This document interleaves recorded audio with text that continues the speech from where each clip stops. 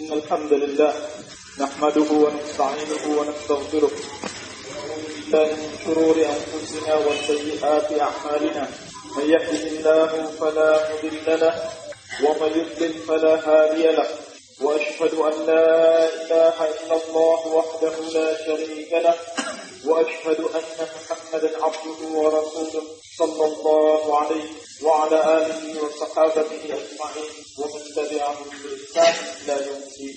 يا أيها الذين آمنوا اتقوا الله حق تقاته ولا تموتن إلا وأنتم مسلمون.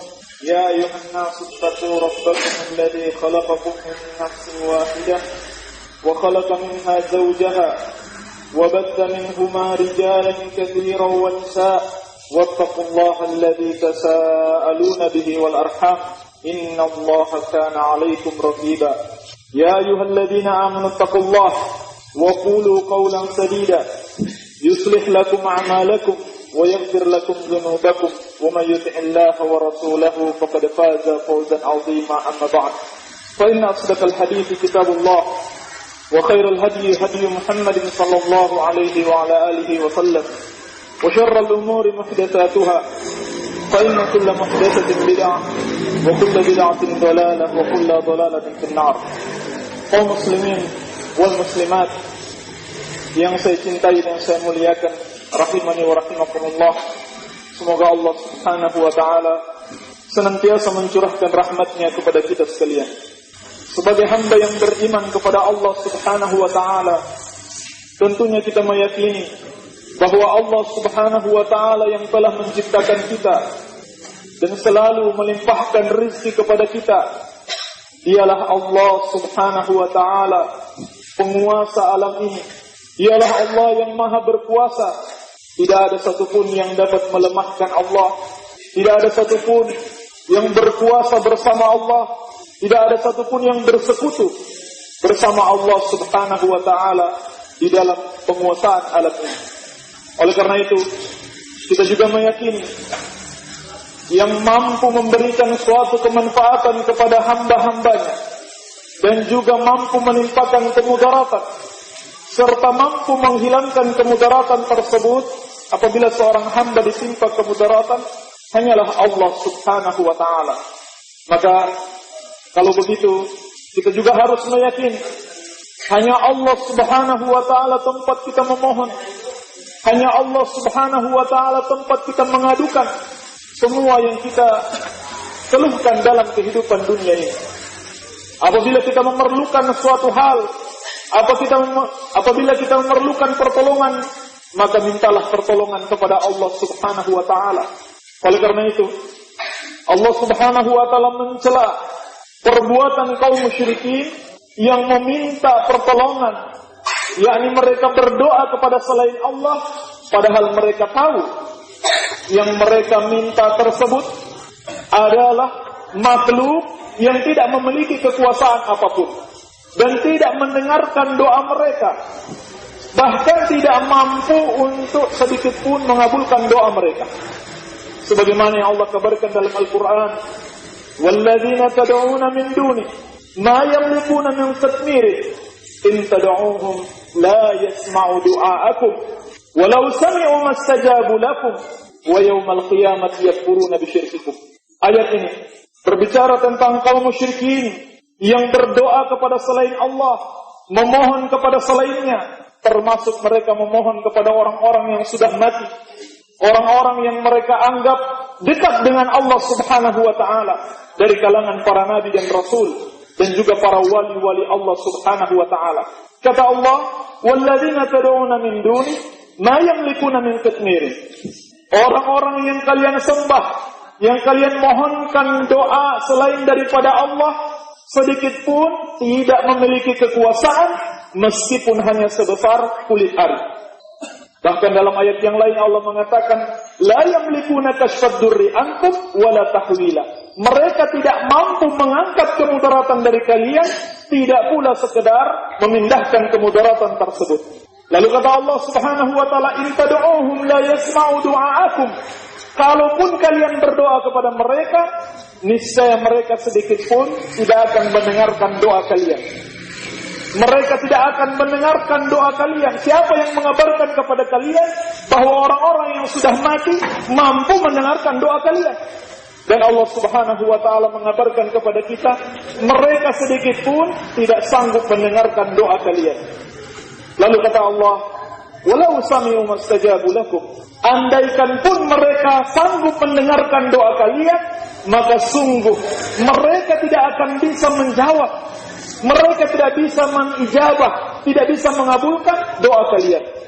Dan juga kata Allah, wa yaumal qiyamati yakfuruna bisyirkikum, pada hari kiamat kelak mereka, ketika kita semuanya sama-sama dibangkitkan, mereka akan mengingkari kesyirikan yang kalian lakukan.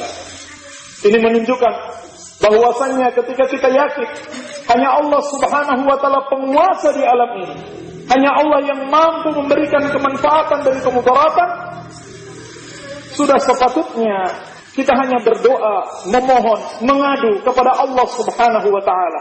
Jangan kita memohon kepada makhluk yang sedikit pun tidak memiliki kekuasaan di muka bumi ini. Sama halnya dengan itu kaum muslimin wal muslimat yang saya cintai dan saya muliakan, rahimani wa rahimakumullah. Sebagaimana kita tidak boleh bermohon kepada makhluk yang tidak punya kekuatan sedikit pun, demikian pula kita tidak boleh berharap keberkahan, kita tidak boleh mencari keberkahan dari selain Allah Subhanahu wa ta'ala. Orang-orang yang mengharapkan berkah dari selain Allah, itu sama saja dia menganggap ada selain Allah Subhanahu wa ta'ala yang mampu memberikan kemanfaatan kepadanya. Ada selain Allah Subhanahu wa ta'ala yang berkuasa di alam ini, sehingga dapat memberikan kebaikan kepadanya atau menghilangkan kemudaratan darinya. Oleh karena itu, disebutkan di dalam satu kisah yang diriwayatkan oleh Imam Tirmidzi dari sahabat yang mulia Abu Waqid Al-Laythi radhiyallahu anhu. Beliau menceritakan, kharajna ma'a Rasulillah sallallahu alaihi wasallam ila Hunain.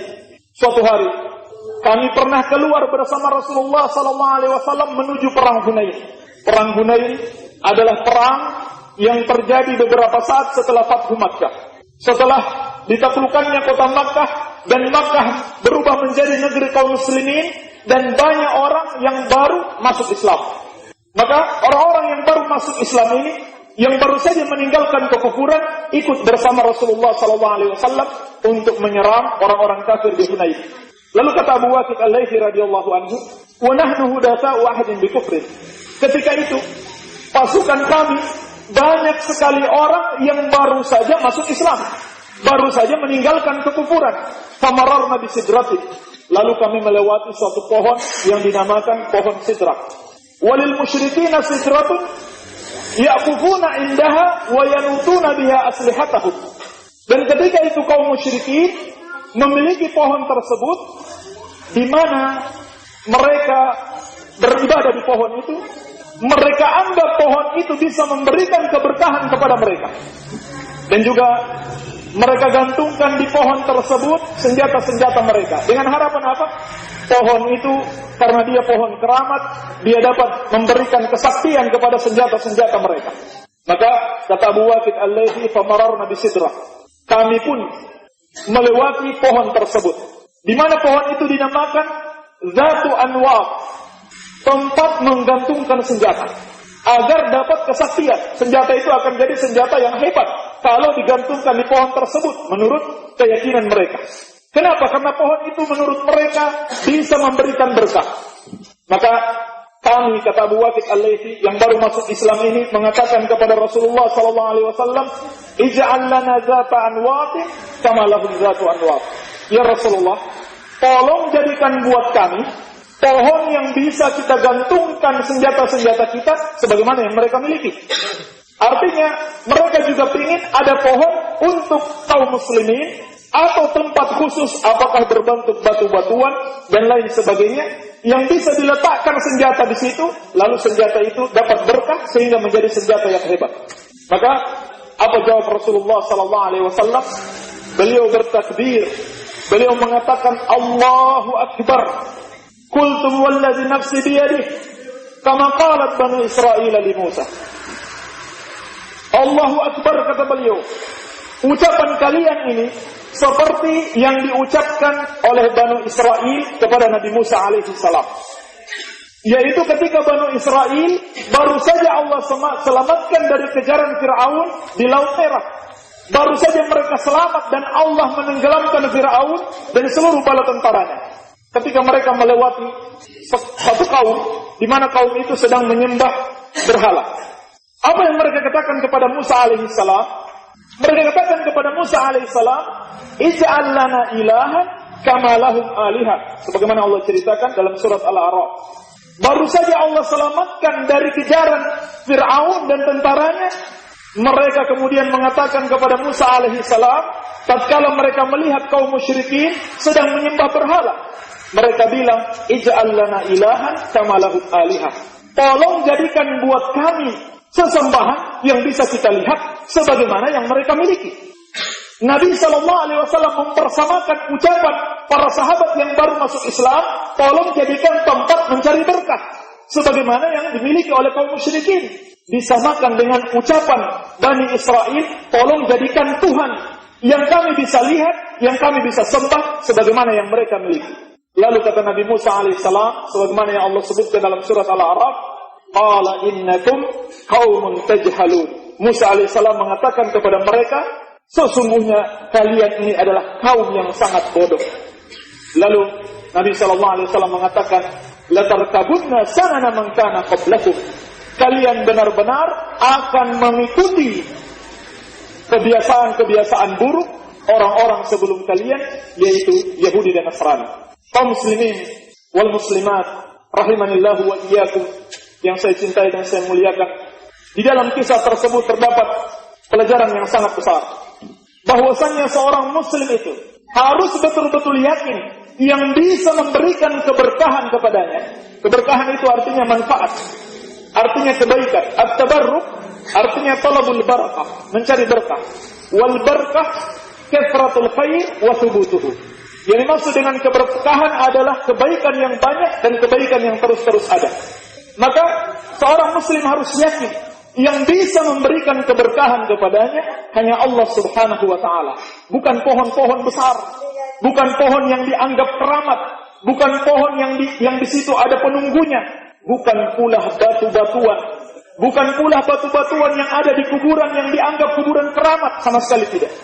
Tidak ada satu kuburan pun, tidak ada satu batuan pun, tidak ada satu tempat di muka bumi ini yang bisa memberikan kemanfaatan kepada kita, yang bisa memberikan keberkahan kepada kita, sebagaimana juga tidak ada yang bisa memberikan kemudaratan kepada kita.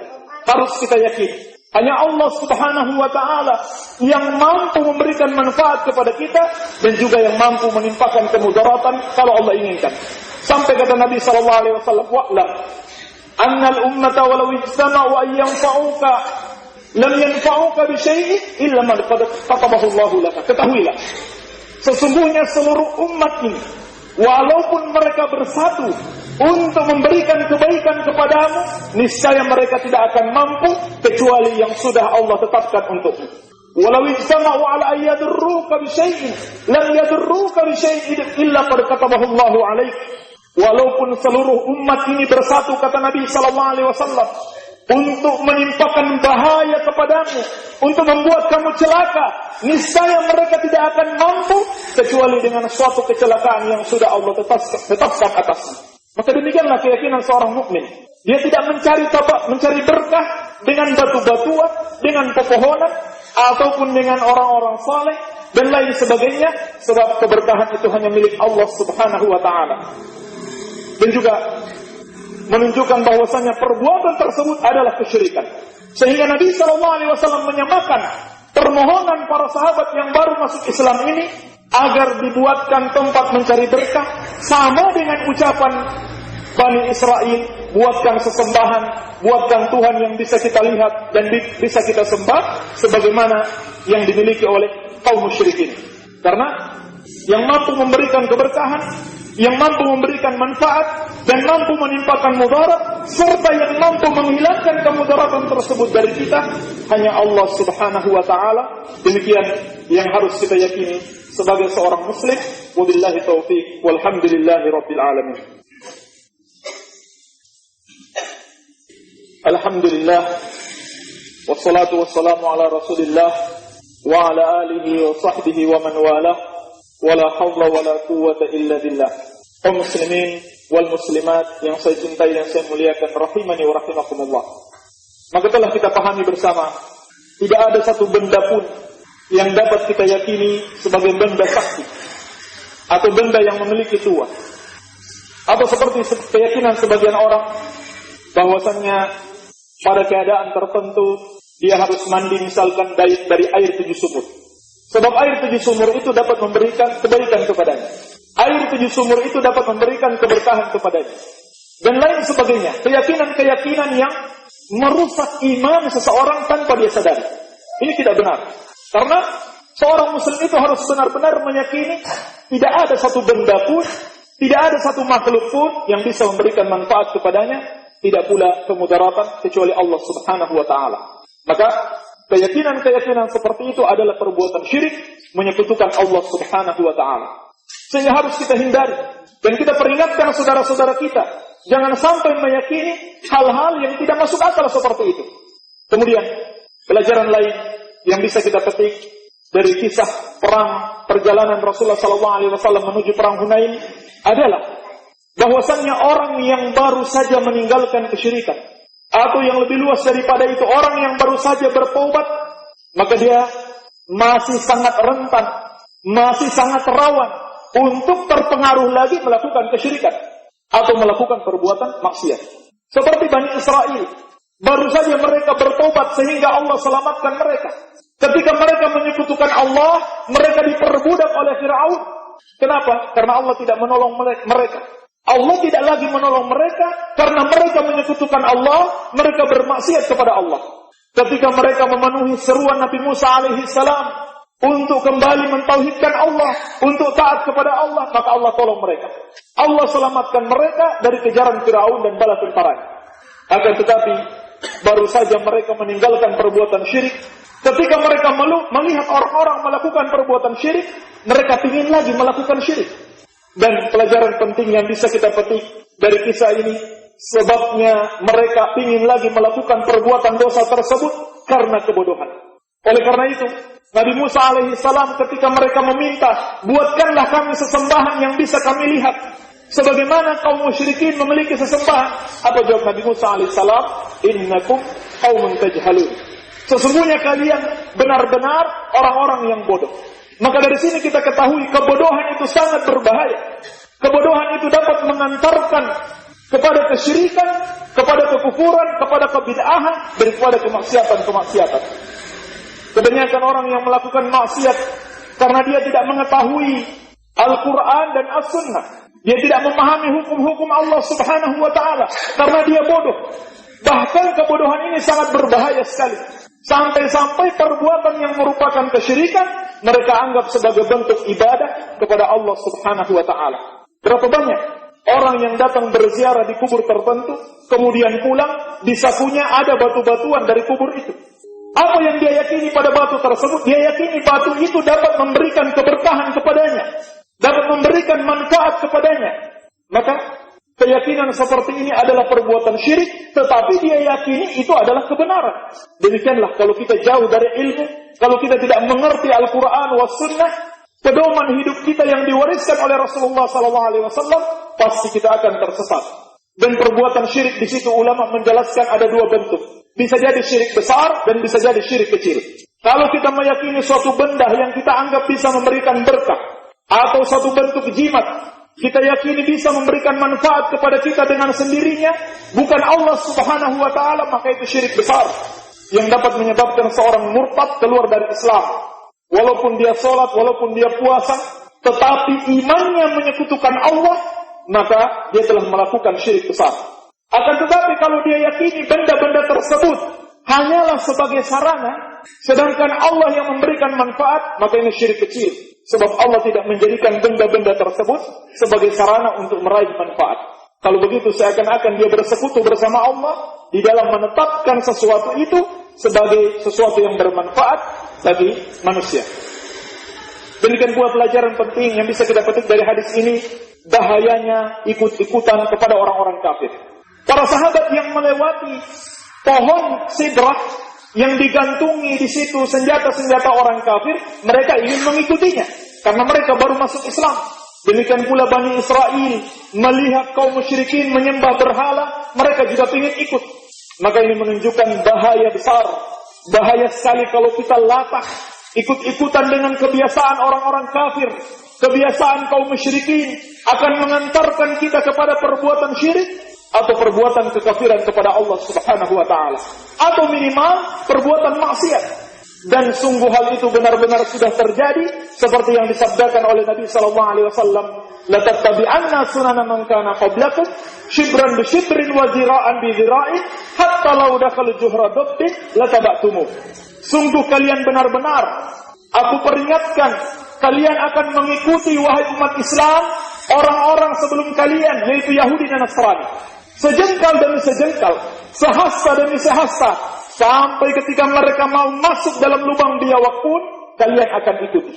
Mulai dari perbuatan syirik, perbuatan kekufuran kepada Allah Subhanahu wa taala, sudah banyak yang mengikuti orang-orang kafir. Orang-orang kafir, orang-orang Nasrani misalnya, meyakini Nabi Isa alaihi salam mampu memberikan manfaat kepada mereka, bahwasanya doa mereka bisa diteruskan oleh Nabi Isa alaihissalam kepada Allah. Demikian pula sebagian kaum muslimin, mereka jadikan Nabi sallallahu alaihi wasallam untuk bertawasul, untuk sebagai perantara di dalam berdoa kepada Allah.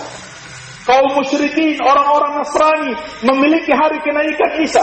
Baru saja kemarin, hari libur mereka, hari Kamis, tanggal merah, tertulis di kalender kenaikan Isa Al-Masih. Kaum muslimin juga punya kenaikan Nabi Muhammad SAW yang bernama Isra Mi'raj, yang tidak sedikit pun pernah ditunjukkan oleh Rasulullah SAW. Ini ikut-ikutan. Sadar atau tidak sadar, suka atau tidak suka, mau atau tidak mau, ini fakta. Ikut-ikutan kepada orang-orang Nasrani, membuat adat-adat yang baru, kebiasaan-kebiasaan yang baru, ibadah-ibadah yang baru, tanpa ada contohnya dari Rasulullah SAW. Maka Nabi SAW telah memperingatkan, man tashabbaha biqaumin fahuwa minhum. Barang siapa yang menyerupai suatu kaum, maka dia bagian dari mereka. Dan dari kisah tersebut kita bisa dapat mengambil pelajaran yang sangat besar. Bahaya sekali kalau kita ikut-ikutan kebiasaan kaum musyrikin. Semoga apa yang saya sampaikan dapat bermanfaat. Lebih dan kurangnya saya mohon maaf. Yang benar itu dari Allah Subhanahu wa taala, dan yang salah dari kebodohan kami dan dari syaitan. Subhanaka Allahumma wa bihamdika asyhadu an la ilaha illa anta astaghfiruka wa atubu ilaik. Wa sallallahu ala nabiyyina Muhammadin wa alihi wa sallam. Wa akhiru da'wana anil hamdulillahi rabbil alamin.